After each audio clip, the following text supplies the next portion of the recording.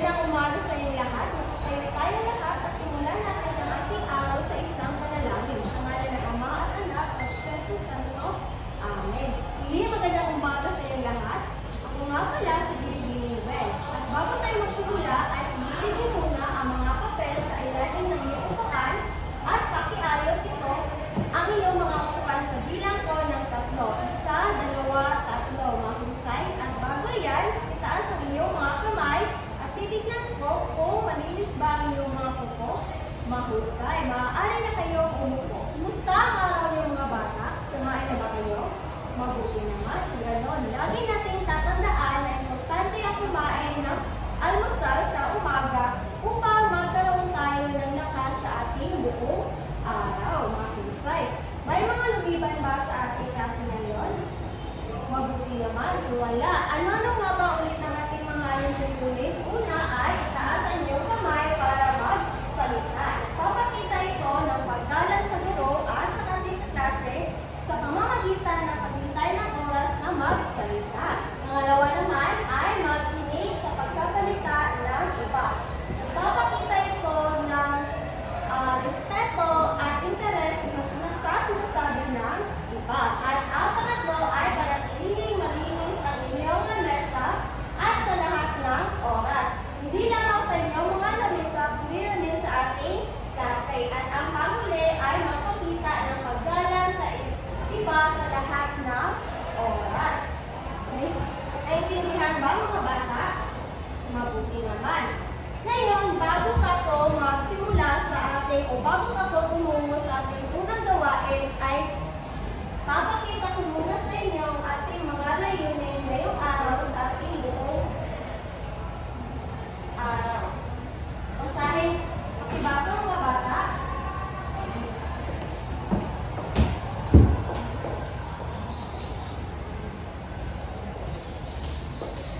Magaling mga bata. Ngayon ay may babasahin ng pangbagong kwento at bago iyan ay pakiayos niyo muna ang iyong upuan at makinig ng mabuti. At bago ako magsimula ay may mga salita dito na di familiar sa inyo. Una rito ang tambakan. Ang tambakan ay isang lupa o buhangin na ilalagay sa tubig upang tayuan ng kasada o gusali. Pangalawa naman ay ang sakim. Ito ay ayaw magbahagi. Maliwanag ba? Mabuti. Ang aking kwento na aking ibabahagi ngayong araw ay pinamagatang ang Serenang Nagmahal. Isang bayan sagana sa huli ng isda, masagana rin ang buhay ng mga tao. Nais pa ng mga mangingisda na umunlad, kaya naisip nilang tambakan ang dagat upang tayuan ng negosyo. Ngunit unti-unting nawala ang mga isda. Isang araw, lumitaw ang isang serena. Itigil ninyo ang pagtatambak, pakiusap niya. Sa dagat kami nagkatira. Hindi ba't sapat na ang biyayang isda? Ngunit ang mga tao'y naging sakim. Nais pa nilang huliin ang serena para pagkitaan. Dahil dito, tuluyang nawala ang mga isda sa dagat at naunawakan nila ang pagkakamali at hinukay ang tinambak. Muli bumalik ang kasaganahan at napatunayan nila ang tunay na yaman ng mga tunay na yaman ay ang respeto sa kalikasan at ang mga nilalang na nakatira na nananahimik dito. Nagustuhan niyo ba ang kwento mga bata? Magaling. Ngayon, may tanong ako inihanda sa inyo. Sa unang tanong ay, ano ang dahilan na patunlad ng kanilang bansa? Marahil ba maraming isda sa dagat na kanilang huli at naibibenta? O dahil maraming tao ang lumipad mula sa ibang bayan? J. Tama, maraming isda sa dagat ang kanilang nahuli at nabibenta. Pangalawang tanong naman ay bakit nais ng mga mamamayan na tambakan ang dagat? Para itapon ang kanilang basura sa dagat o para magtayo ng negosyo at kumita pa ng mas malaki? L'Oreal? Tama.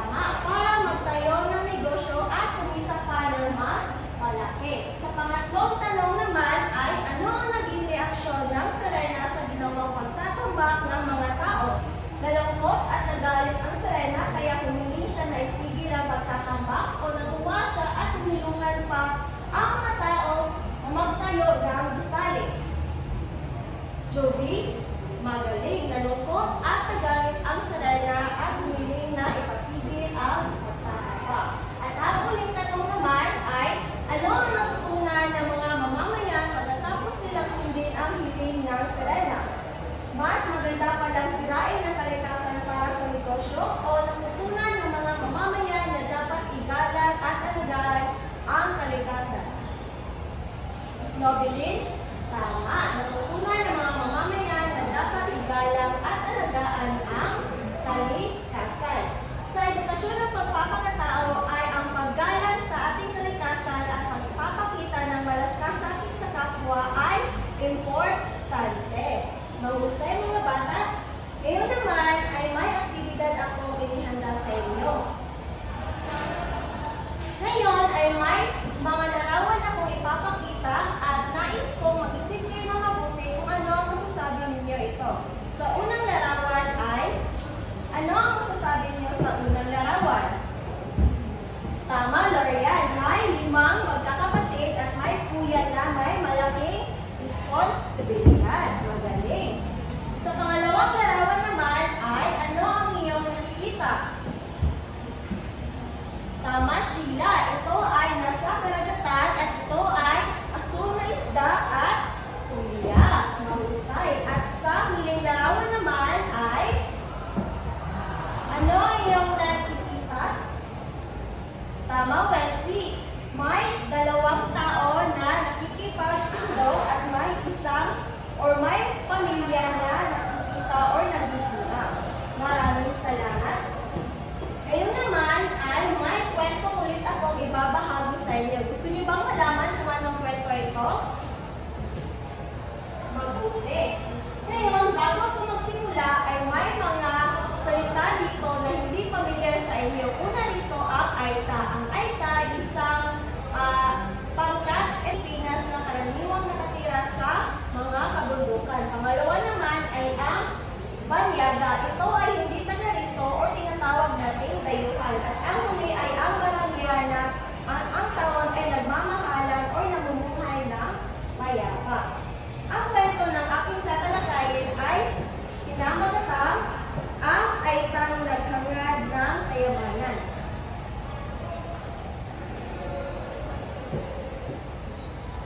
Sa paanan ng bundok Arayat ay nakatira ang isang Aitang nangangalang Dulduliao kasama ang kanyang pamilya. Sino nga ulit ang nakatira sa bundok Arayat? Tama, Jane. Si Dulduliao at kasama ang kanyang pamilya.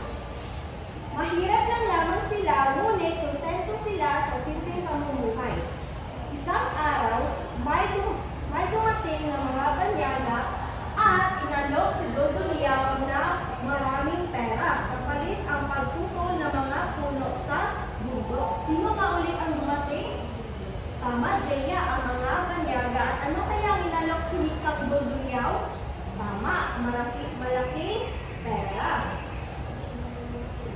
Ayaw ng buong pamayanan sa alok, kaya palihim na pumayag si Dulduliao.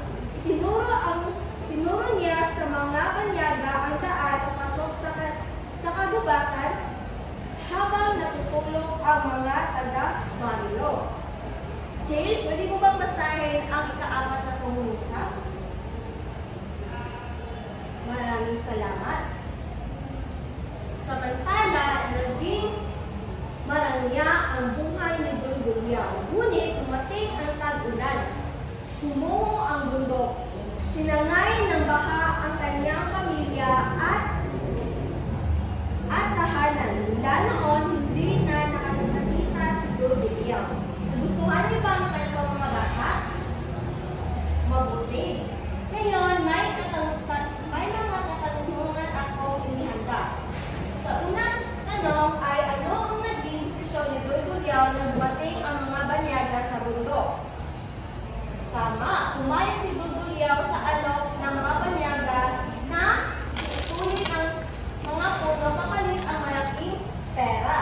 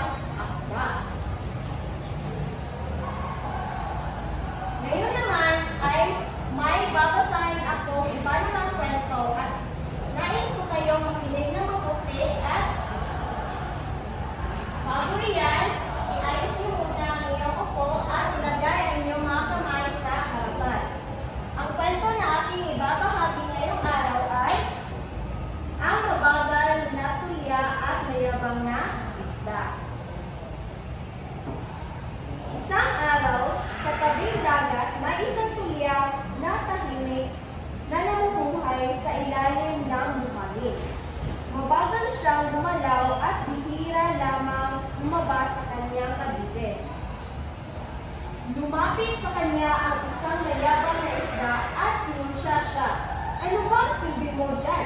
Napagpabagal mo at palagi kang nagtatago, sabi ng isda.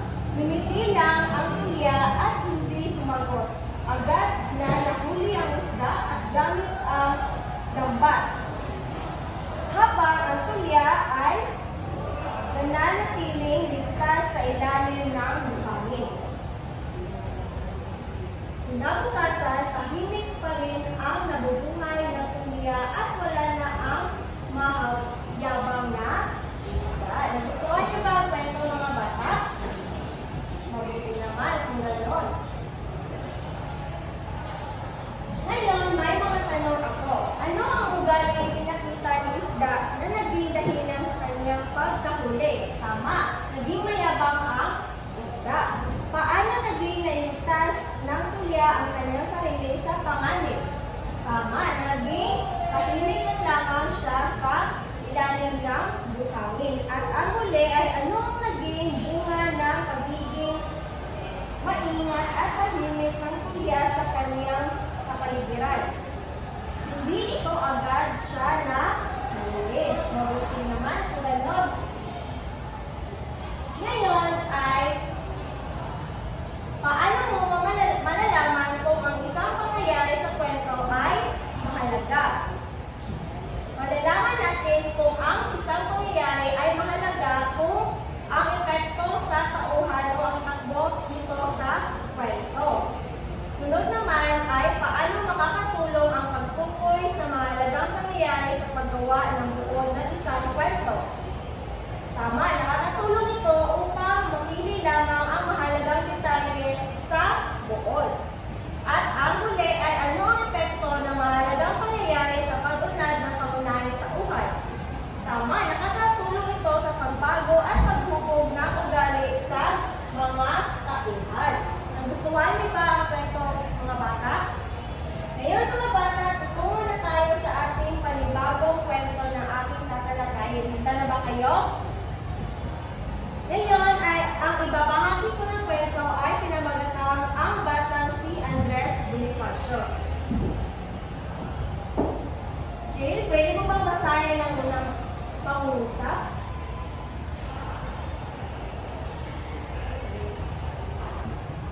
Maraming salamat, Jill. Namasukan siya bilang budegero at nang makaipon, gumawa sila ng mga baston at abaniko upang inako. Sa kabila ng kahirapan, nananatiling marangal at tapat si Andres. Dorian, pwede mo bang basahin ang ikatlong pangungusap? Maraming salamat. Umanga ang matanda at sinabing darating ang panahon maraming tao ang ahanga sa kabutihan ni Andres. Gustuhan niyo ba ang kwento, mga bata? Mabuti naman kung gano'n. Ngayon ay hahatiin ko ang ating pangkat ng tatlo. Pwede na kayo mag-umpisang magbilang. At pagkatapos ay narito ang mga panuto para sa mga pangkat. Sa unang pangkat ay babasahin ko muna. Basahin niyo muli ang kwento pagkatapos isaayos niyo ang mga mahalagang pangyayari mula sa simula, gitna, hanggang wakas gamit ang binigay ng mga pirasong na pangyayari. Dikit ito sa papel ng tamang pagkasunod-sunod. Maliwanag ba pangkat una? Mahusay. Sa pangkat